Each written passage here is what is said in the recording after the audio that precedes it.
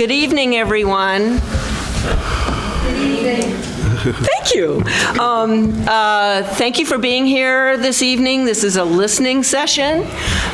We will introduce ourselves in just a moment, but the idea behind the listening sessions is an opportunity for the public to share with us what they're thinking.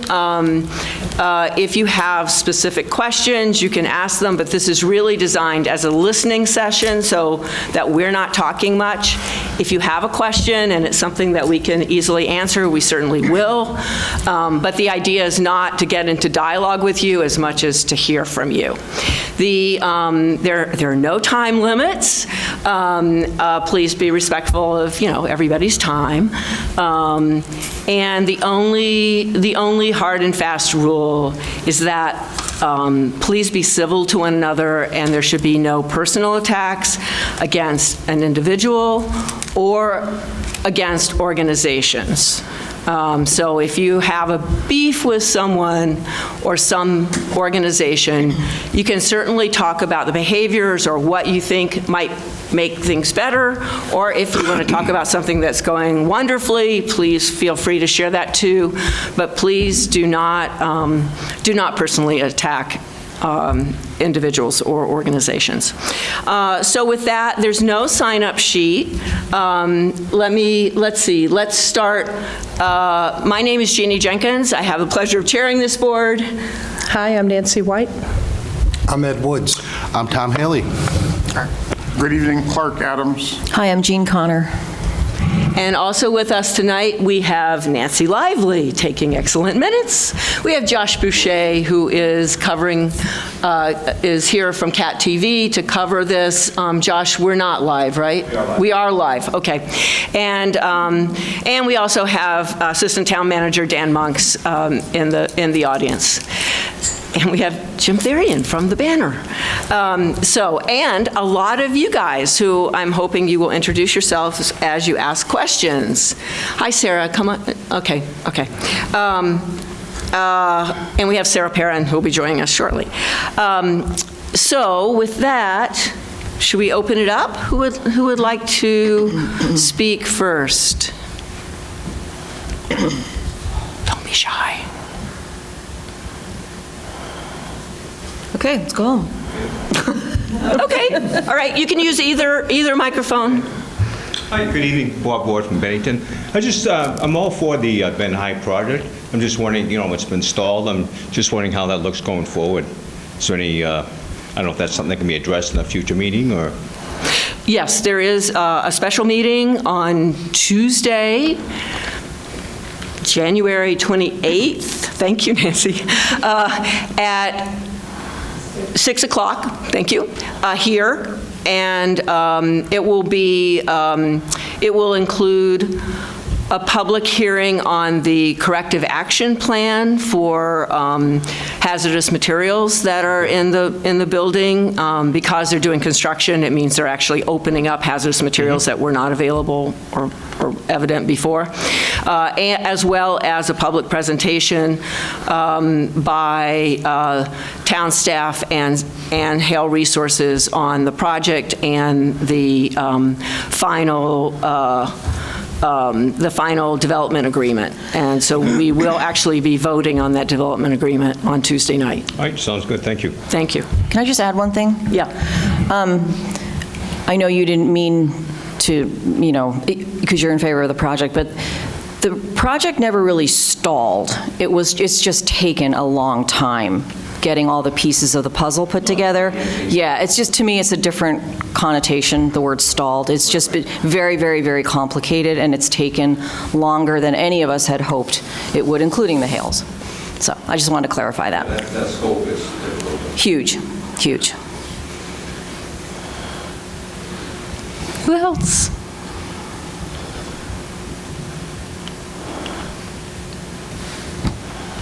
Don't be shy. This is a listening session. We're all ears. Yes, Leslie. Yay.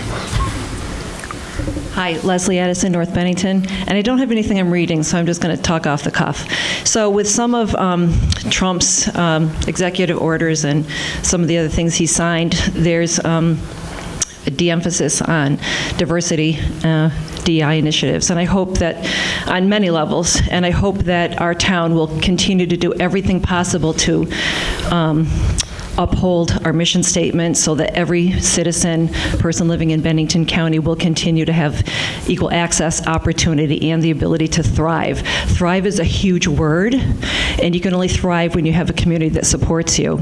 I'm not sure how things that were signed are going to trickle down to the state and to the town level, but I want to make sure that we're keeping our eyes open and our ears open so that we can be a strong community. Thank you.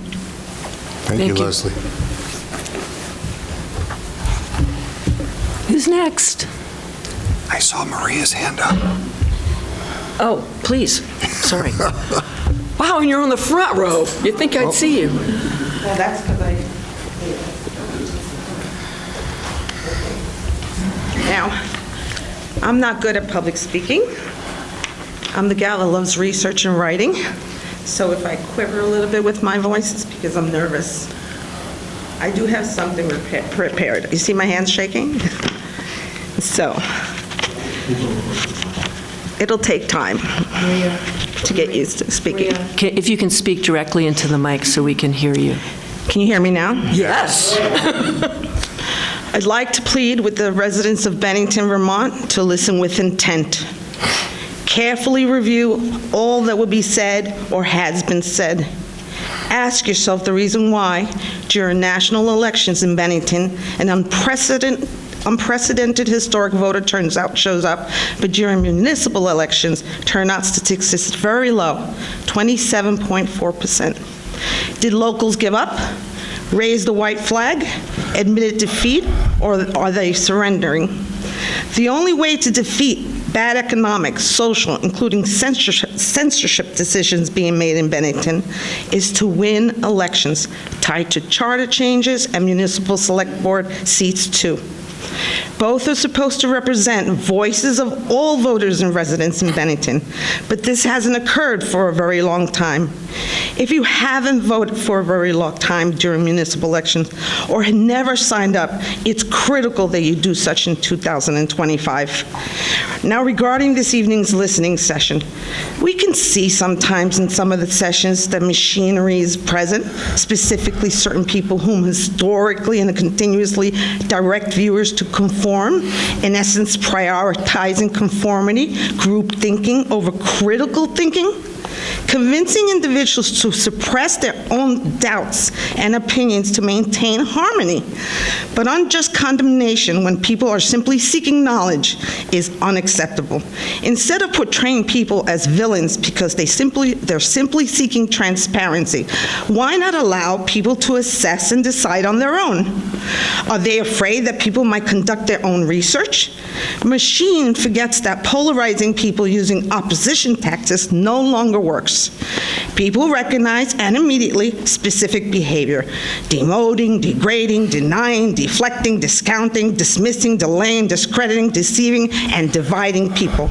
These are all tactics, including people see conflict of interest relationships. Beliefs and values are very different. Many residents in Bennington have their own unique beliefs, but all unite with when one word is heard, and the term is equity, which means balancing power and recognizing that people's votes count. I end my statement with the following: history speaks volumes. For this reason, I have no intentions to ever defend falsehood. I prefer learning and teaching. My integrity is intact. Instead, people should attend CAT TV forum held at local theater in Bennington this coming February. I hope all viewers attend. This will allow community to ask questions and select board candidates answering.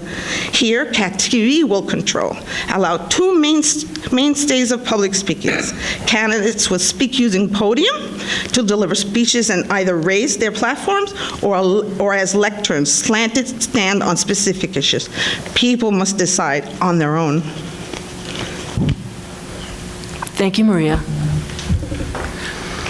So that session is February 17th, I believe, correct? The 6 p.m. Select Board Yep. and candidacy forum. And you do need to, because there's limited seating in the theater, you do need to request tickets. They are free, but you do want to do that. If there's, if there's plenty of room, it's not going to be a problem, but if it is crowded, you want to have a ticket. One thing. Yeah. I still hope something's going to be added to the homepage of the town website. I'm afraid many of our local voters think that the town clerk automatically mails out absentee ballots. That doesn't happen at the local level. And I think we need to educate our voters that they need to call her so that she can mail the absentee ballot.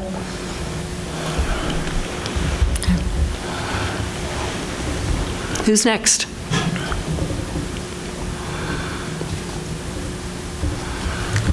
Yes, Deb.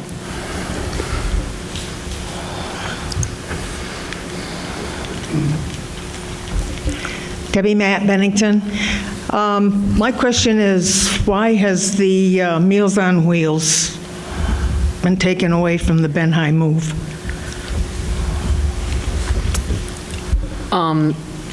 Deb, I think we'll need to wait until the presentation on Tuesday to hear to hear Hale Resources information.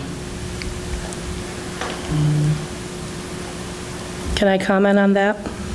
As long as you don't break confidentiality.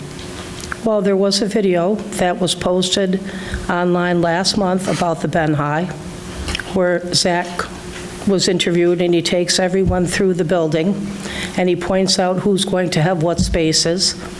And the space in the addition was pointed out where Meals on Wheels was going to be, so, with what Debbie's bringing up, Nancy, be really careful. there I was think, a public video posted Yeah, there last is, month. and it was done by GNet in concert with Cat TV, and it's available for everyone to see, and it was done last month. So there you are. Okay, it's a public Okay, video. so, yeah, so anyone can look at that video. I'm just saying, be careful what you say. All right, yes, Clark. I think it's important that we again make it quite clear, what's going on in the Ben High project is major part controlled by Hale Industries and their contractual obligations with other entities. We on the select board are not in the decision-making loop for who goes in there or where different entities go in there. So I think that's something that I want folks to understand. Thank you, Clark. And I think, let's wait for Hale Resources to share their information. Who's next?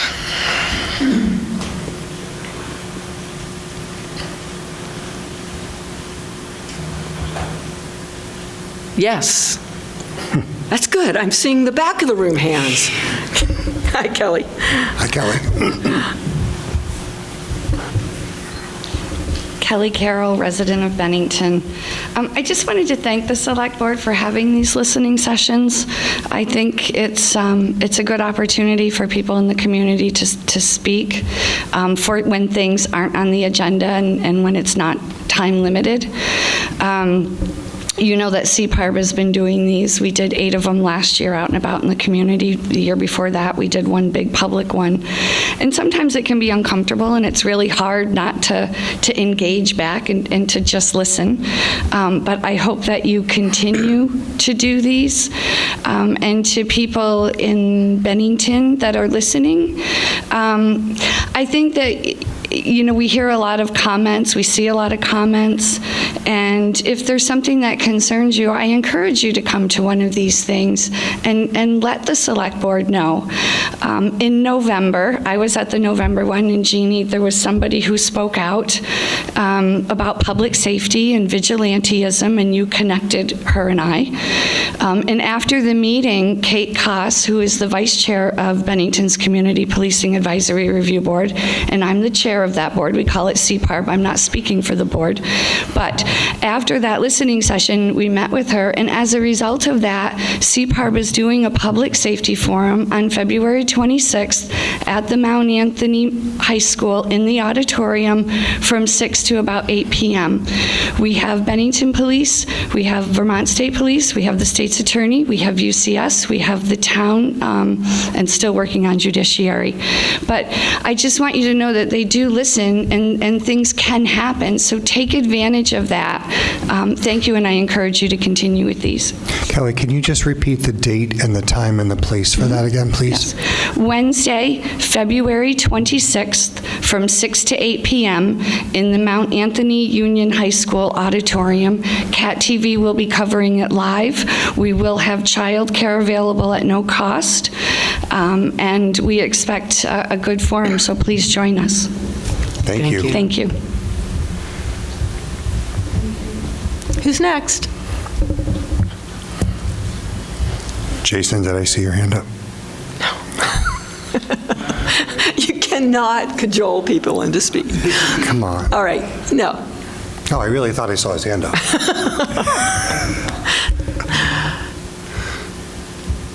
What's on your mind, besides it being really cold? While Jason's coming up, I'll just follow up to what Kelly said. We agreed that these sessions would run as long as people are interested in coming and chatting with us, so by all means. So, Jason Frederickson, Bennington, Vermont. No preparation, but a couple things of what I've been working on or thinking of over the past few months as I've jumped into a little bit more public than I've been at my position at the museum. But I do have a vision of the arts here in Bennington, having the opportunity to also run a store at our museum. I work with many artists.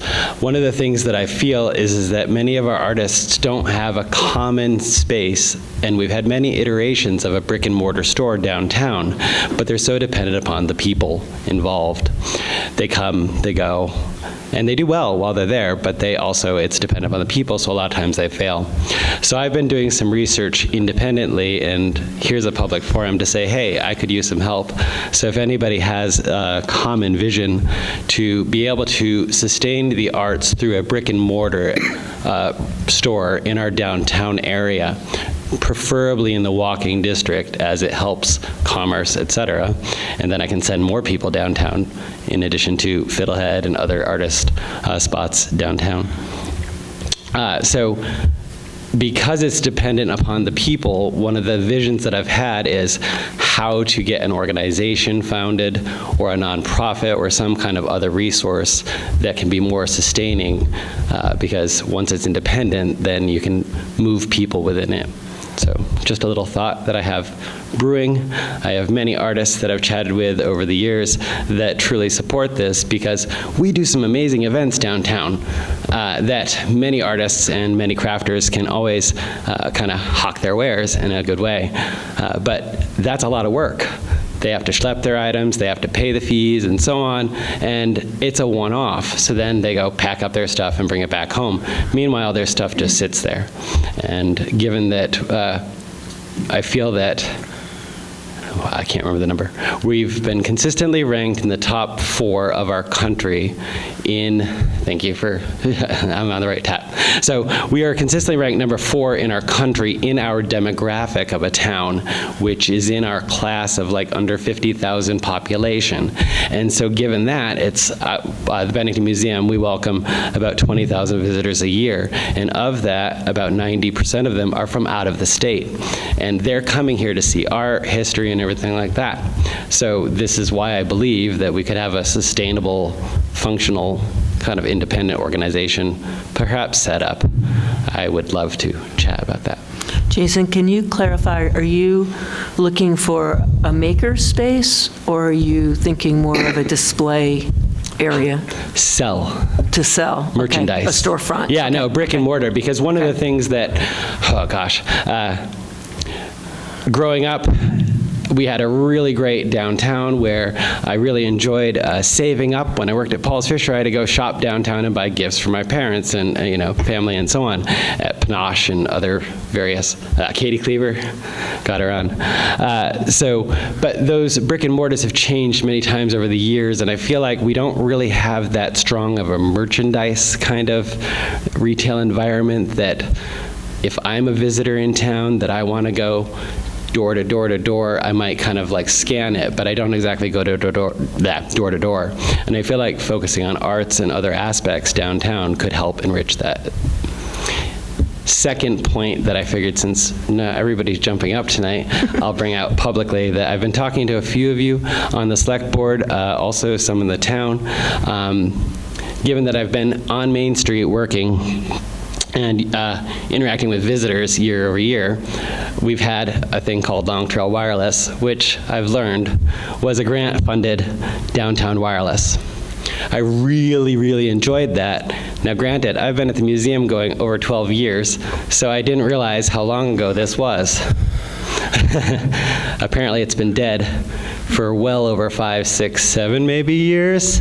However, given that we have such amazing downtown events, so many merchants come in to set up their tables and so on, they don't have access unless they're dreaming of having a cell phone. And I've talked to a few others downtown that their cell phones don't even work. Having talked to a couple computer folks and others, it seems like we can also boost cell signal downtown if we were to have a town-wide Wi-Fi system. Who knew? So I've been kind of tiptoeing into that, having conversations, and these are some visions that I have for helping our downtown. Just some thoughts. Thank you. Yeah, I would strongly Off the encourage cuff, you. sorry.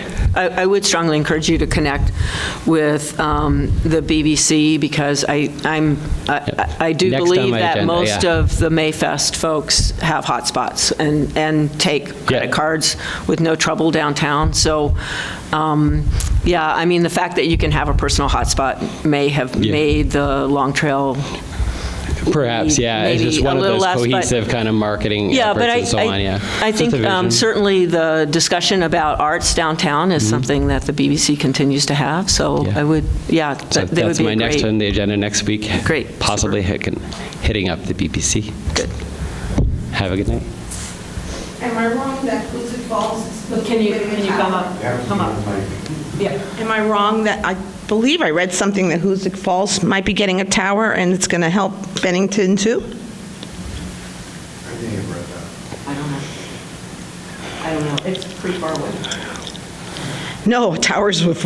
I think it was going to improve the North Side Drive and North Bennington area, as if I Oh, where remember the what. college is? Okay. If we're thinking the same thing. Okay. Yeah.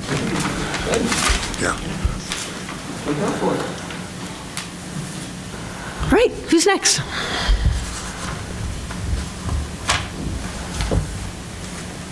We're learning a lot. We want to learn more. Deb!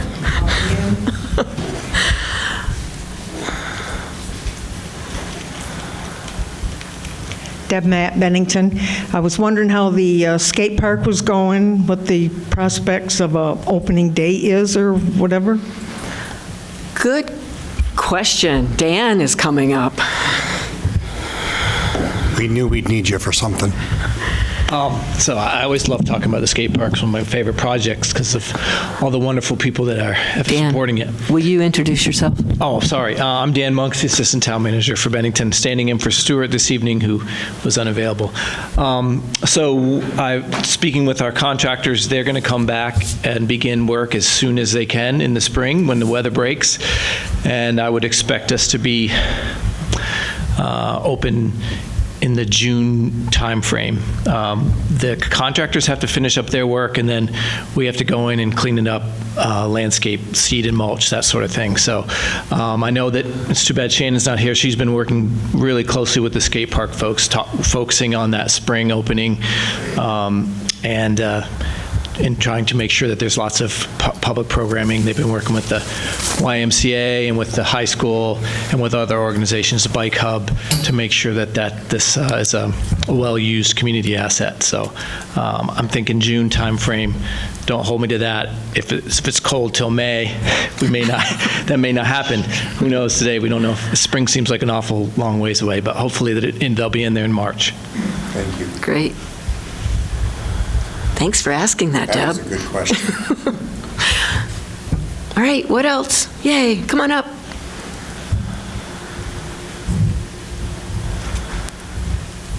hadn't thought of bringing this one Jim, up. introduce yourself. My name is Jim Sullivan. I live in North Bennington. I hadn't thought about bringing this one up, but since you're looking, digging for comments, I have a long-standing interest in local transportation issues as well as outdoor recreation activities, and there's a significant state-owned resource in town that is essentially the corridor that was to be the southern leg of the Route 279 that's never going to be built. And it's potentially a very valuable resource for the town of Bennington, but until the town takes ownership of it, which I understand is the plan, that the state is interested in abandoning that land that they own. The town can't really have the discussion about how it should be best used to the benefit of the community. So I want to put that one out there because I'm very interested in the potential for that land, and also if there's any progress been made on that, I'd be interested to hear. Thank you. Thank you. Dan, come on up. Dan Monk, Assistant Town Manager. I don't have a lot to add. I think Jim's probably as up to speed as I am. I do know in conversations years ago with the state that they did express their intention to town staff, obviously subject to acceptance by the select board, that the state wanted to transfer that property to the town of Bennington. It's just like anything, it's not a high priority probably for them because there's lots of other things that need to happen as opposed to this, but I do think that perhaps a conversation with Representative Corcoran could get us some information about what the status of that is, and I'd be happy to follow up with Tim Corcoran. Thank you. Where is that leg? So what is it? It's where 279, the third leg where the southern leg didn't get built. It's where they actually was a place where they placed fill from the other sections, which is why they acquired it early, they being the state. And so it's actually it's been constructed to a point where you could essentially put a major highway through there. So it's excellent it will definitely withstand a bike path or something similar like to that, and it could be a beautiful linear park because it's a pretty wide right of way. It's long been kind of eyed by the Planning Commission as a corridor for that, as a park/bike ped corridor, and we do hope that the state will eventually transfer it to the town, subject to the select board's approval. And I'll certainly check with Mr. Corcoran and see if there's any way we could perhaps move that along. Super. Thank you. Can I just ask you a question, Dan? Is the entire parcel in Bennington, or does it spill over into Pownell? It's all Bennington. It's all Bennington, okay.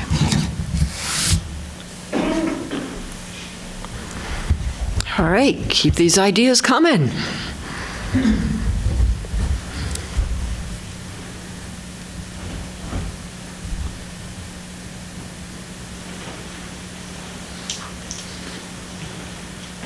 Well, I have a question. Since we mentioned that parcel, could it be used for housing?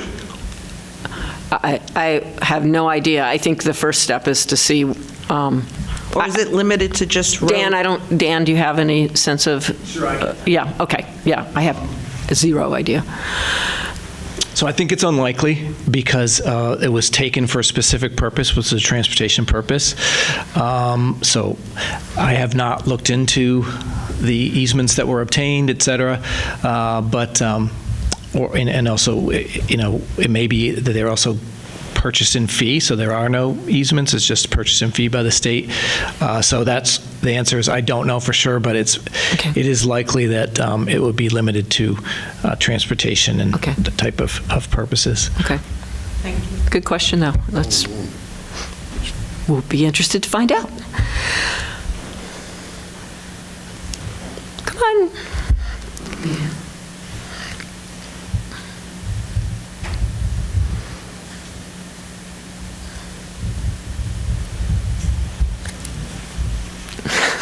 Thank you, Shirley. I'll segue and let somebody else come up with a new idea, but I just wanted to build on Maria's message to encourage folks to vote in the municipal elections that are coming up in March, and also remind people, besides the elections for select board and whatnot, we'll also be voting on charter changes. Also a reminder that I think a public hearing is going to precede the next select board meeting. Yes, to the discuss charter yes, review at 5:30. changes. Yes, thank you. So just wanted to share that and remind people and hope people keep that in mind when elections come up, and if they have thoughts about the amendments, to come and discuss them in public. And that was Thank Shirley you. Adams speaking from Bennington. Sorry.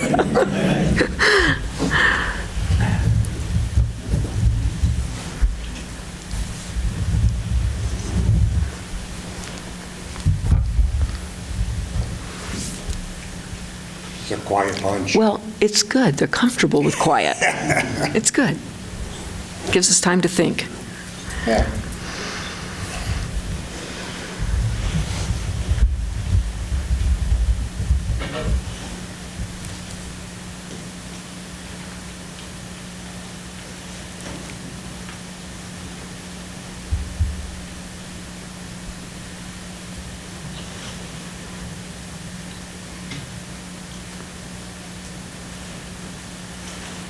We'll give it 5 minutes, so put on your thinking caps.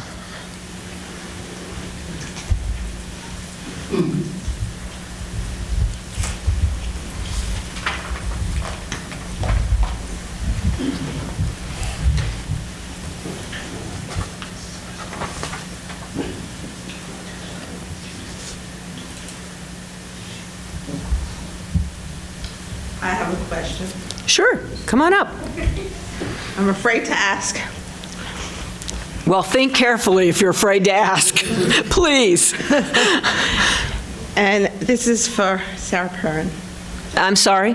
No, you cannot, no, that is not okay. You cannot do that. I can either say I can't answer. No, you missed the very beginning. There are, So you don't know my question? no, but what I'm saying, no, but what I'll I'm be here saying. afterwards. Sarah, Okay. so Maria, what I'm saying is that this is a listening session, and one of the rules was that we're here to listen, so it's not to ask any particular one of us to explain anything or to agree or disagree. So that's a question you can ask privately if you have a question for Sarah, okay? But not a public question. So when I came here, I asked you, are there any rules that I needed to follow? And you said, as long as I don't reference any names and no personal attacks, anything, which there are none. I noticed that she mentioned a name, and then I was like, okay, maybe if we do it in a constructive way, we can ask the question. Maybe that's... Oh, well, Kelly was mentioning that at the last meeting there was something that happened. But, so if you have something specific to a person, please ask it in private. This is being filmed, and it's for the public. So I don't know what your question is, and it's probably completely fine, and Sarah would probably be completely fine with it, but I'm just going to say this is a listening session, so it's really for us to hear from you. Okay, so I'll make my question generic. Okay, that works. Is that good? Yeah, that works. So it's my understanding when select board members miss a certain amount of meetings, right? Some rule is broken. No. No rule is broken. Consecutively. No rule is broken. There's no open meeting law that they can't miss a certain amount? So I can tell you that in the last 5 years ago, when we did the first charter review in, eons, one of the recommendations that we sent to the legislature was about select board members missing many, many meetings. And at that time, we had someone who stopped showing up several months before his term was over, and it was pretty upsetting. There was no reason, he just sort of went AWOL. So with that in mind, we asked if we could set some kind of rule. And the legislature came back and said, the voters vote someone in, the voters can vote someone out. It is not up to this public body or any other public body to decide who is on a select board. That is determined by the voters. And so that is the entirety of it, and that is the way it's worked. And I think there's a lot of value in that. So that was actually discussed this time around, and we looked at what didn't fly last time, and we went, and that's where we went. Jean? The only reason I said so, because people know there's a lot of pride when you have a family member goes to the state, and people talk, they're like, I'll be there too, as opposed to local. So that's why I wanted to ask the question, that's all. Okay, all right, Jean. I have a little more information to add. Okay. The specific ask, I believe, was when a sitting select board member missed 3 consecutive regular meetings. That was the specific charter change that was declined on. The legislature took it out. And they also, I remember, they used language that they were concerned that having that in the charter could be used to retaliate.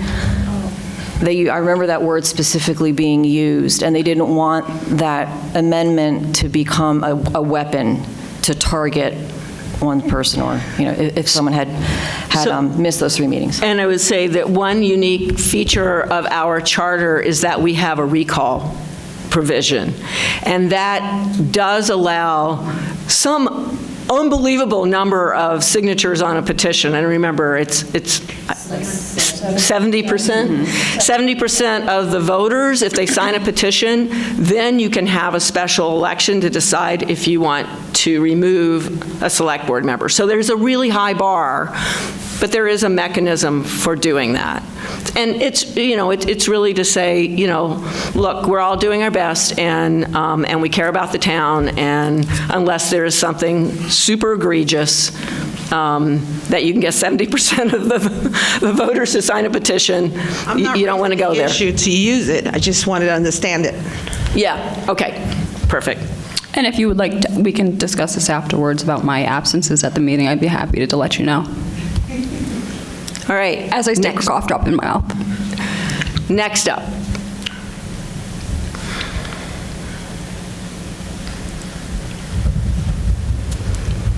Yes.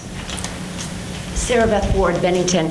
So just going off what Maria said, just a question. So if someone is on the select board and then they, for whatever reason, decide they don't want to stay on the select board, how does that seat get filled? Oh, it's a timing issue. So there are a couple ways. You may, actually, maybe this predates you, but we had a select board member who died while in office. We also had a select board member who took a position in another community and needed to move to that community, so it was no longer eligible to be on the select board.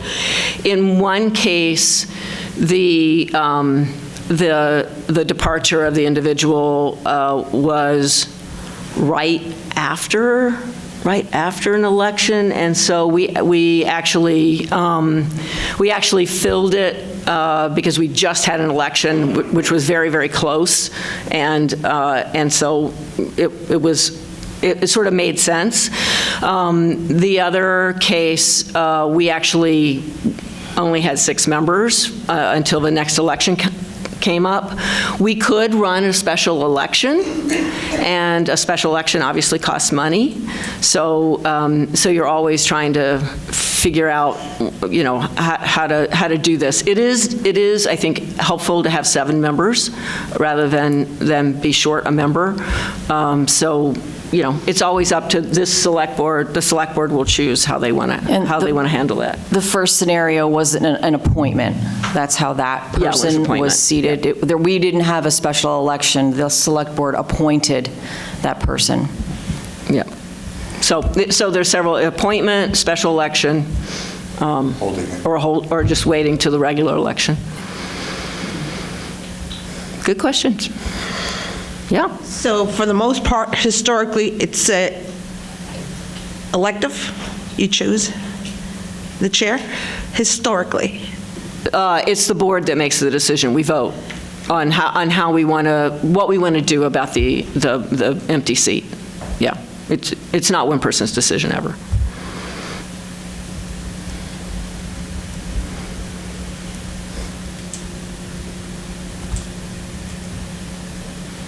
Good questions. Please ask.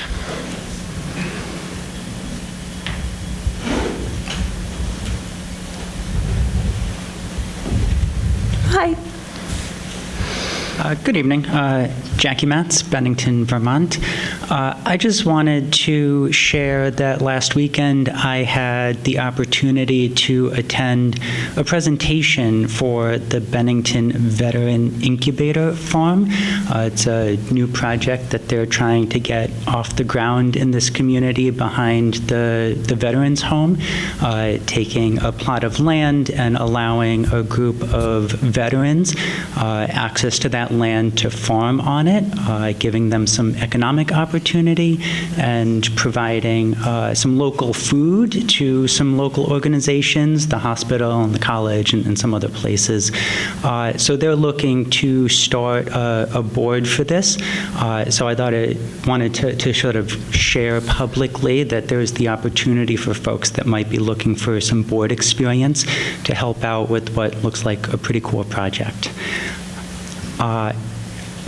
Also, a couple of people have mentioned voting this year, and I just want to echo those statements, how important it is for folks to get out and understand what's on the ballot in March and show up to the polls.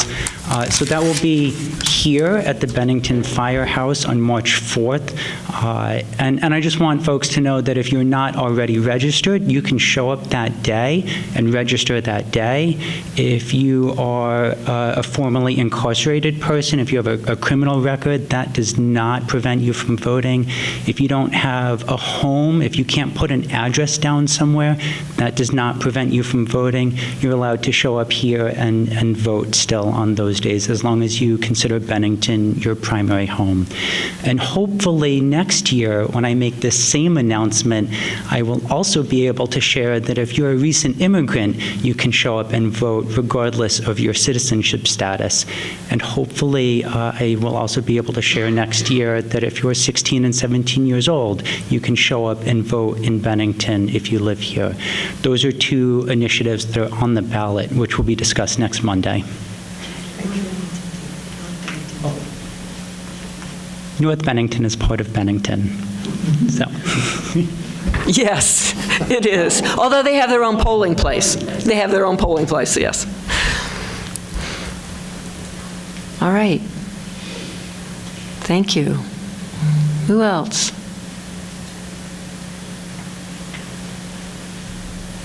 These are all great comments. They're coming slowly, but that's good. You're thinking, and we're learning.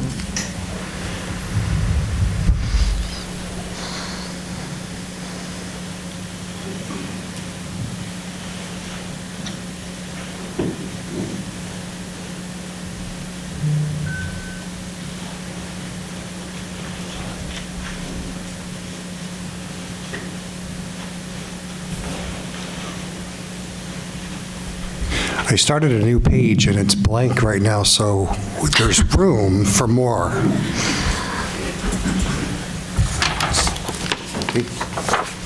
Did I see Kelly just put her hand up in the back?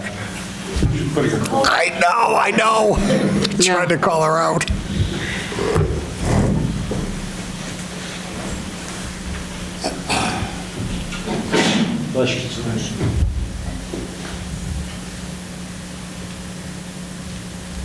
So it is worth reiterating, on Monday's meeting, there'll be a public hearing on the charter review at 5:30, and then it'll be followed by the regular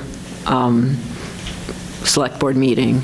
And then on Tuesday, there's a special meeting just for, to discuss Ben High, and that will start at 6, and both of those meetings are here.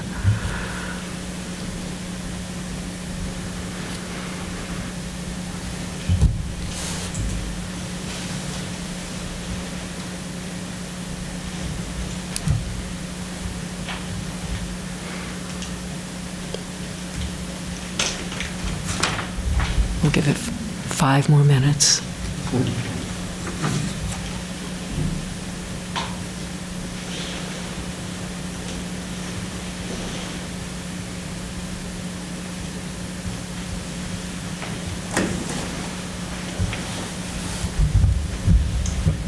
Sorry, I know people want to go. Oh, good. But I just thought of it. No. So, Leslie Addison, North Bennington. So at one of the recent select board meetings, somebody brought up the notion that for full access, there would be a way for people to call in and pose questions. And there was a remark that maybe we didn't have the technology here. So there's a lot more people who might want to contribute to a public listening hearing who couldn't get out tonight or who can't get out because of mobility issues or whatever. So technology shouldn't prevent that kind of access. So I would encourage there to be a way for people to have their voice heard a little bit easier. So we do have an OWL, which some of you may be familiar with, and it allows 1 or 2. I mean, it's for a small group of people. We have used it on occasion, and people can request to Zoom in. We have not. I think staff have done some preliminary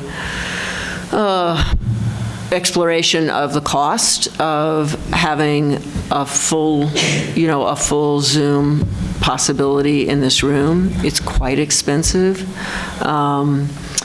So we haven't done that yet, but there will be the next select board that will get to choose.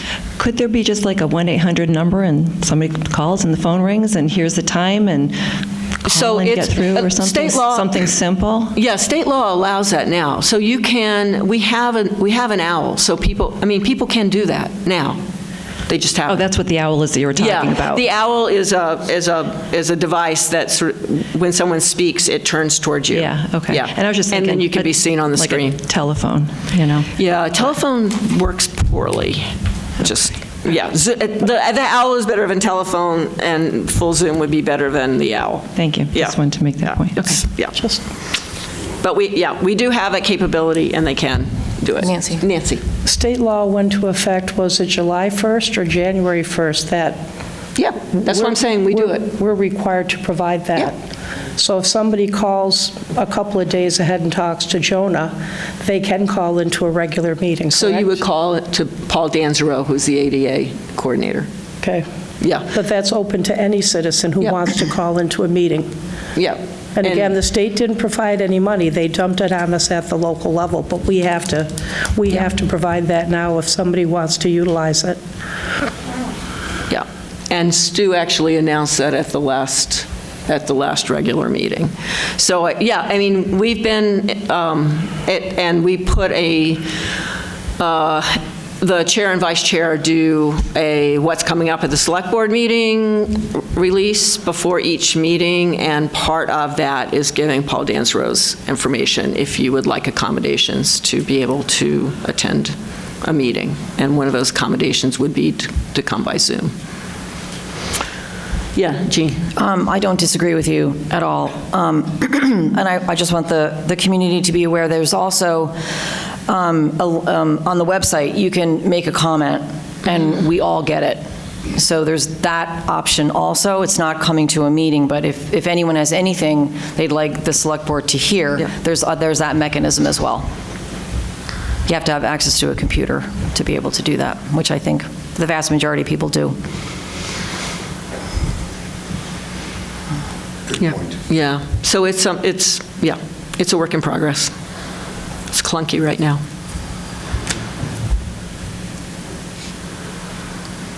Oh, Clark, yes. Use the word Clark. You mentioned work in progress, which got me thinking, in light of our frigid conditions of late, any update on issues of our heating or cooling facilities? Where are we standing, or has that been a problem in the last few days here in town? Yeah. So there is, as part of the protocol, so that we have something called the Local Emergency Management Plan. Each town has to adopt one, so Bennington has one. And our central command is out of the police department, and our police chief is the point, the head point person for this. We have been working, a small group of people have been working on 2 appendices that are called annexes for some reason, and one is for extreme cold weather and the other is for extreme hot weather. And we began the hot weather one back when there was hot weather, and we are still working on that one.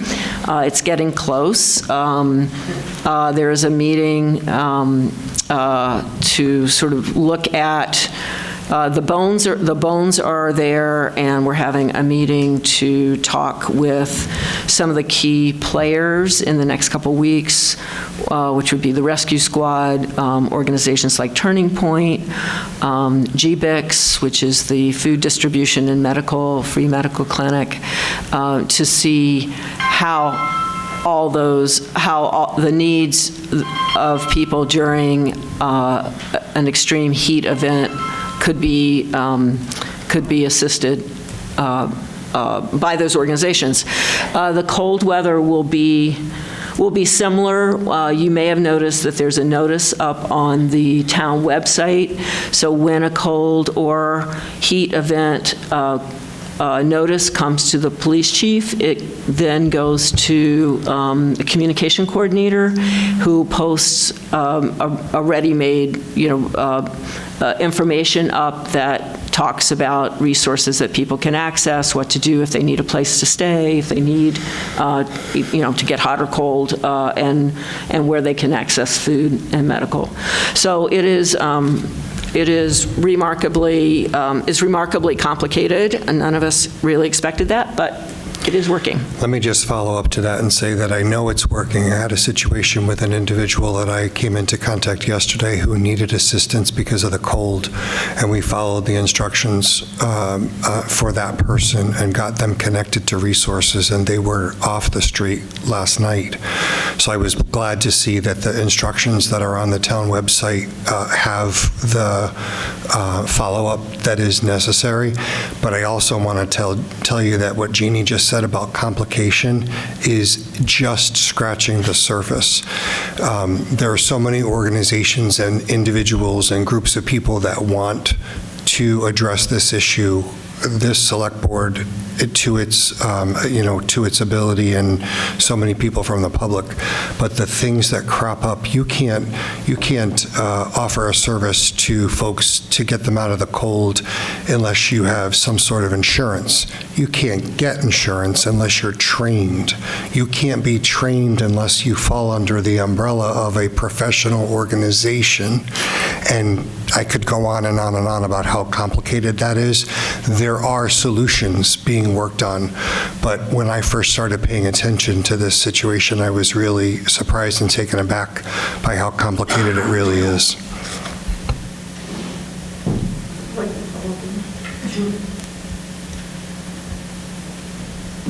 You're saying that, I'm trying to understand this, for organizations to assist, they have to have all these insurances and all these things. But for the average resident in Bennington, if I open my doors to the homeless, I'm in trouble? No, I need insurance? No. That would be completely on your own, Maria, and all the things that come with it, at your own risk, et cetera. For the organizations that have looked for ways to support the effort sort of overall in groups. I mean, and there's more resource in groups, right? We come together and we ought to be able to accomplish more.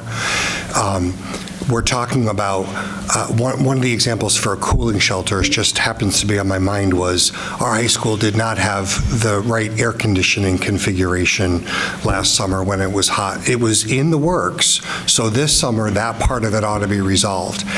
But the organization that is responsible for the sheltering of those people in the high school needs to be trained, insured, et cetera. Okay. The only reason I'm asking again is because I've asked this question to Mary Garish. I like her a lot. I was always fearful when I opened my doors.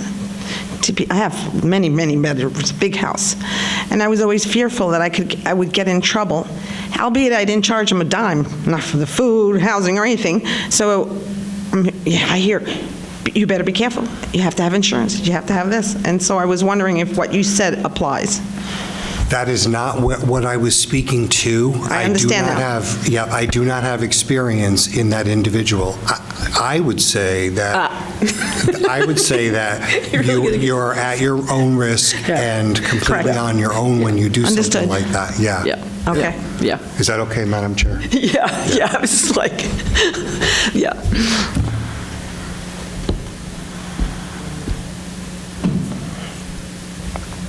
Good conversation, by the way.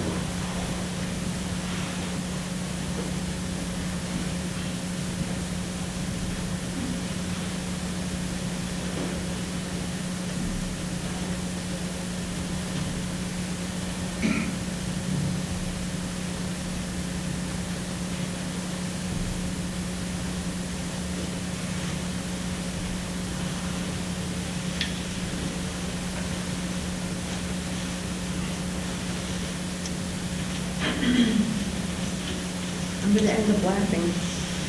Why? Well, it's 5 of 7, so we'll give it another 5. Deb, okay. That 5 more has saved us a few times. Have I got a limit?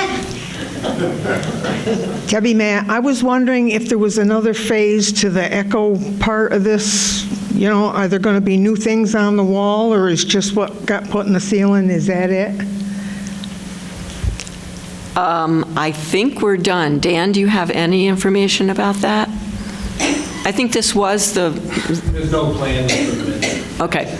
All right. So this, the ceiling tiles are, I mean, I think they have helped, but not enough. Is that what I'm hearing from you? And these are working again. They weren't before, but they are. Okay, but you're using the earphones, which I guess is useful for people to know that there are headphones that you can use to help Because it was working, and then it... clarify. They're not working, she said. Now it is. It is working, yeah.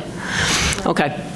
So, yeah, I mean, the echo is a lot less, and we can't hear the back of the room speaking quite as much as we could before, which was strange. When you sit in the audience and when you hear us say that, I know you don't believe us. We can hear we can still hear more in the back room than we can hear right in the front of the room.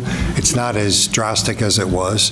The acoustics in this room are terrible. I'm still turning on and off hearing aids, one ear or the other, volume up, volume down.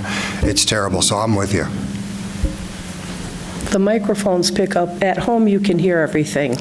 If you're sitting in the back or even at the table, when we built the firehouse, one of the things cut from the budget was the sound system, and that's why the sound has been so awful for 30-plus years.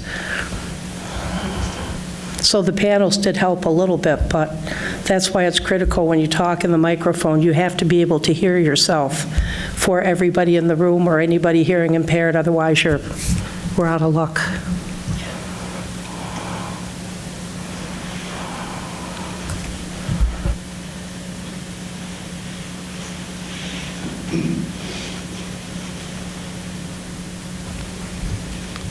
Last thoughts, guys. That sounds so poetic.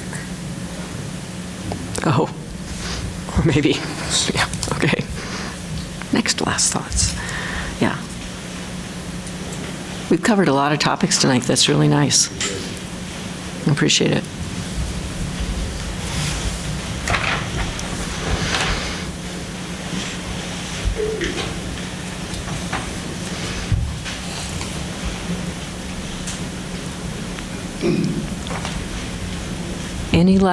Any last thoughts before I ask for a motion to close the meeting?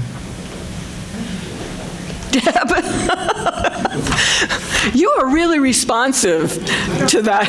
Don't know what got into me tonight. Debbie Bennington, I'd like to put in a plug for Meals on Wheels tomorrow. They're having their meal of the month, and it's ham dinner. It's what? Ham dinner. Okay. For a $5 donation, you can't beat it. Super. Thank you for saying that. That's a happy note to end on. Yes, Clark. The younger people are sick. I just wanted to if we could reiterate to folks out there at home watching, the mechanism where if they do elect to call in, as we're aware, weather, family, whatever, a lot of things may keep people away. So if we can make sure we reiterate to the public how they'll be able to call in and become involved with this. Yep. You just, you want to connect with Paul Danzero, or you can just, so you're going to call the town office and you say, I'm interested in making arrangements to participate remotely, and they will connect you with Paul. But Paul Danzero is the ADA coordinator for the town, as well as several other hats, but that's the one relevant. Thank you. And Paul's contact info is obviously on the website. It's also, as Jeannie said, in the release that's in the banner, the Thursday, Friday before our regular Monday meetings. It's part of the agenda that we release. All right. I'll ask for a motion to close the hearing, the meeting. So moved, if the public is sure. I just moved to adjourn. Do we have a second? Thank you, Clark. All those in favor, please say aye. Aye. All right. Thank you very much. Thank you.